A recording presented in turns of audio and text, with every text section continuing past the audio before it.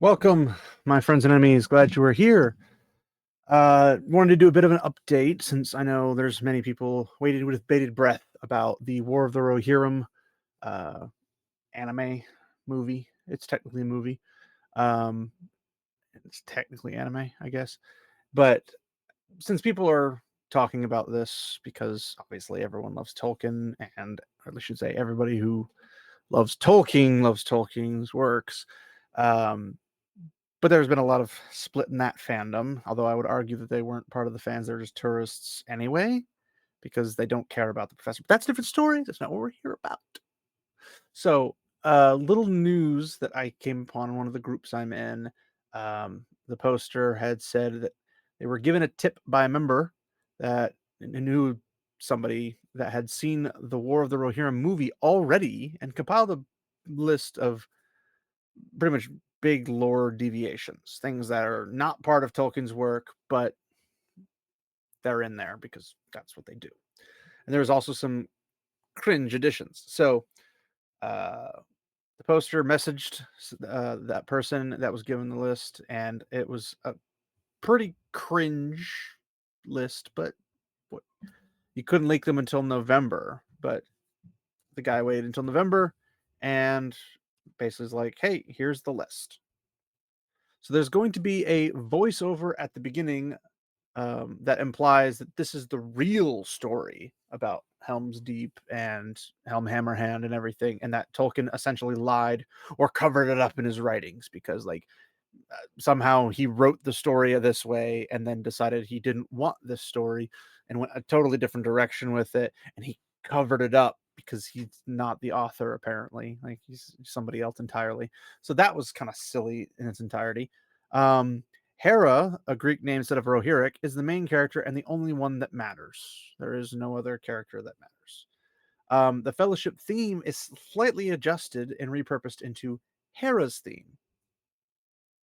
Shield Maiden is its own special house of Rohan and have their own banner that is hung behind the throne. In other words, they're greatly exaggerating what Shield Maidens are. They're not their own house. They're not like Wheel of Time Maidens of the Spear, where they have their own sept and they just work amongst all the clans as their own group. What they are women who specifically train for battle, but usually in defense to prevent invaders coming in. So that's kind of all over the place and doesn't make sense. Hera is a childhood friend of Wolf. I don't think that this is an actual fact due to the case that Hera, for one, is not married. She's not married either. Uh, she's not mentioned once. She doesn't have a name as in, like that being things. It's just Helm's daughter. That's it. That's the only bit we have. And that's what they made this entire movie off of. Just one reference to daughter. That's it. And why would she be friends with Wolf when their fathers are competing forces and one disrespects the other? It's not like they were best friends or anything and they could do whatever and whatever. One was gradually increasing in power to rival that of the King of Rohan. So obviously there's going to be a little bit of not so great feelings towards each other. So it doesn't make any logical sense that they'd be friends unless they're trying to go with the Romeo and Juliet thing, but that obviously falls through very quickly. Freyalof is race swapped and is the only male who is not portrayed as either evil, stupid, or weak. Because that's what we want to hear about male characters, especially the ones that performed, heroic deeds like Helm, or really did anything of noteworthiness to even be worth mentioned. Um, Hera is allegedly the only voice of reason in the entire movie. So she says something, all the big strong men just ignore her because clearly you couldn't possibly have, you know, men do the smart thing because it's their kingdom, it's their people that they're trying to protect. You can't have that. So it's going to turn into an entirely different thing and be basically, oh, it's this one daughter that's nameless of Helm's, and she's going to be the voice of reason and the thing that controls. She's the key to everything, girl. Wolf is portrayed as a pissy incel who isn't out to avenge his father, but is instead obsessed with defeating Hera. So, like, he doesn't even care that his father was killed by Helm, which doesn't make any sense because that's literally why he goes to war with them. But okay, it's probably because he was he felt belittled or whatnot because she beat him in a battle of wits or something like that, or because she rejected his marriage proposal. Like, I don't want to marry you, blah blah blah blah, that kind of a thing. You saw that in the trailer. Wolf and his crew are not Dunlendings, but Rohirrim from the West March and mixed with hired thugs. But they're just not trying at this point, so I don't know what to do. There's a Rohan character that is literally just repurposed Sam, because everybody loves Samwise Gamgee and everybody knows he's the true hero of Lord of the Rings, but they need to have that Sam character to assist the girl who's the key to everything. It doesn't make sense. There's a marriage proposal that the marriage proposal between Hera and Wolf is sold in a way to strengthen the bonds of Rohan against Gondor, rather than uniting the Freka Dunlandish blood with the Rohirrim royalty. Which, why would they be strengthening bonds of Rohan against their allies Gondor? Gondor gave them land. That's the closest thing you could have to practically blood brothers. It's like, we're on the same front. We're a different people, but these ones came over and granted us a refuge to call our own. Like, why would we think that we need to have a rivalry with them? Why would that even be the case? So, even more bizarrely, if it could possibly get more bizarrely, is that Hera kills two Mumakil by herself, and one she feeds to a watcher that randomly lives in a swamp in Rohan, who has a tree growing out of its head, and who has a big enough mouth to swallow a Mumakil whole. That's a pretty freaking big watcher in the water. And this is after Freyalof cuts him across the whole belly, which does nothing to it. So somehow, where Freyalof cuts across the belly, nothing happens to it, and then Hera just kills two of them by herself, and then somehow feeds to a this random watcher in a swamp in Rohan, because Rohan's notorious for its swamps, don't you know? But there's so many things wrong with this. Wolf gets his butt kicked by an old lady former shield maiden, because even the villains can't be seen as strong men, whether or not they're evil or good, standing aside. Just they can't be seen as somebody who is competent or witty. But the funny thing is it downplays Hera entirely by doing this, because not only is Hera the bestest ever, not only is she the voice of reason, not only is she the only thing that matters, but the villains can't even stand up to her. Which means that she basically is taking candy from a baby, which means she's not really that great, because she couldn't fight somebody who is smarter than her, tougher than her, better than her at a lot of things, and then win, which gives her so much more clout than being like, yeah, I walked up, I slapped him, he died. Like, that's not something to be proud of. That's just a wimp. You picked on a wimp. Or a wimp finally fought back because you were bullying him, and then all of a sudden you just slap him, throw him, and do a swirly in the toilet in the bathroom, and then hang him up by his underwear. You're the bully. You're the bad guy in that particular instance. But you're just picking on somebody who's supposed to be bad and is supposed to be brutal and is supposed to have a freaking huge army. Where is everything? Like, it's completely obliterated and just turned into this. He's an idiot. He got beat by an old lady. It's like, I mean, maybe a shield maiden did have more skill, but I doubt Wolf would be by himself. That's not Dunlending tactics. They don't come out and do duels. They swarm over you and they wipe you out. But again, they're not Dunlending blood. It's the Westmarch Rohan blood, because that's how that works. And then finally, Helm is portrayed as an idiot who constantly rants at and antagonizes everyone, because Helm's not intelligent at all. He sends Freyalof away for not protecting his daughter, and he is out of the story until the end. Why? What is the point? Why make this movie? We want to make women look good. It has Tolkien's name on it, but in the process, we make women look bad, and you don't even like relate to Tolkien's work.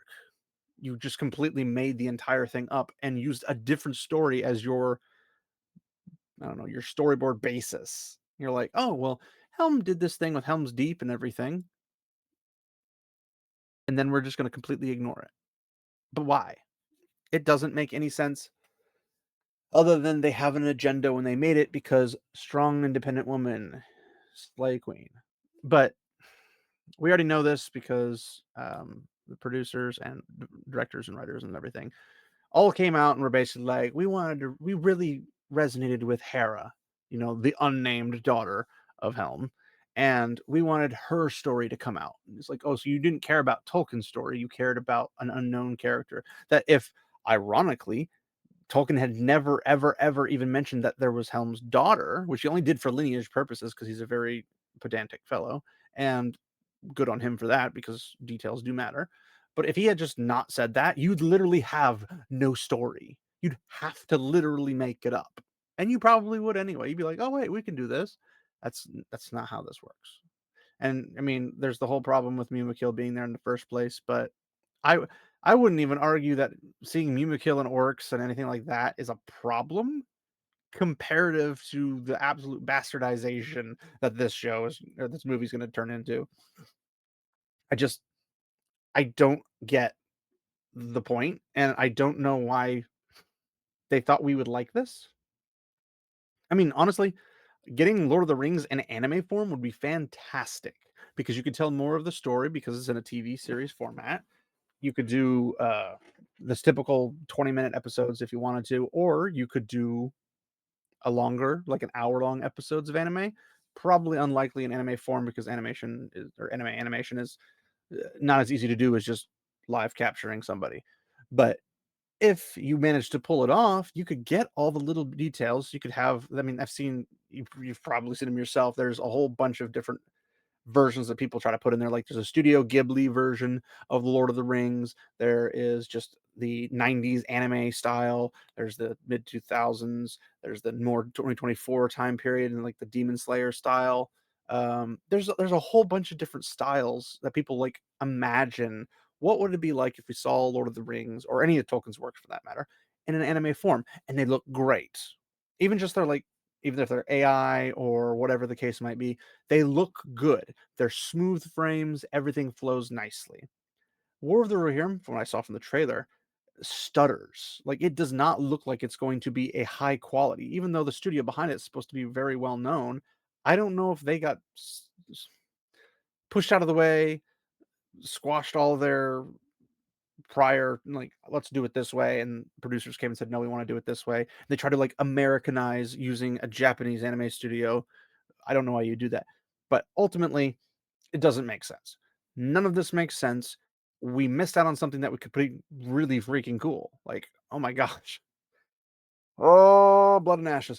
We could have had something fantastic, and we're getting, well, flop. That's all there is to it. But thanks everybody for watching. This is a bit shorter because I didn't have a whole lot I had to really add to the prior videos and stuff we've done. Bit of a weird, uh, bit of a weird week for me as some crazy stuff happened in my life. That's really good, but also took some time up, so I didn't have a whole lot of time. And we were also having a lot of issues because we had a whole nother video planned. I just happened to stumble across this in the groups I'm in, and I thought you guys might like this. Now, while it is technically rumor, I have no reason to believe it's false. None whatsoever. We already know that the Amazonians and everything are going to come into play and all that jazz. I want to like this film. I want it to be completely false. We know from the trailer it's not completely false, so I don't know what to do. Talking to Eagles when she's not anyone particularly special, she's just a no-name character. Only the special characters like Gandalf and occasionally some other like really powerful lords or really powerful characters get that type of ability to do things, and that doesn't happen very often. But they're like, "Oh no, just some random schmuck from Rohan who just goes out and is like, I'm the girl, the key to everything. You need to talk to me." And they talk to her because that makes sense. And then everything's just out of this. So I expect nothing but bad out of this, and I will be happy to be proven wrong. Maybe they're just trying to bait and switch us with the trailer and whatever. And if they do, great. But the whole thing's done for anyway because Hera herself is the problem with this. They should have just focused on Helm and what actually happened in the story, and everything would have been fine. And no, it's not because we don't like women. It's because you're making up stories in areas where they have plenty of stories. So, like, Theoden disapproves, put it that way. And I think even Eowyn, the actual character, not Miranda Otto, would agree that it's not that good. So, thanks everybody for sticking out and watching. If you could, please like, comment, subscribe, do all that fun stuff if you enjoy this kind of content. And if you want to see more of it, if I get more topics, I'll be happy to do more of these types of things. But there's no saying when that content pops up. Other than that, we just typically do our more long form content. But you're appreciated for stopping by and giving me this much of your time. So thanks everybody. And remember, my friends, walk in the light.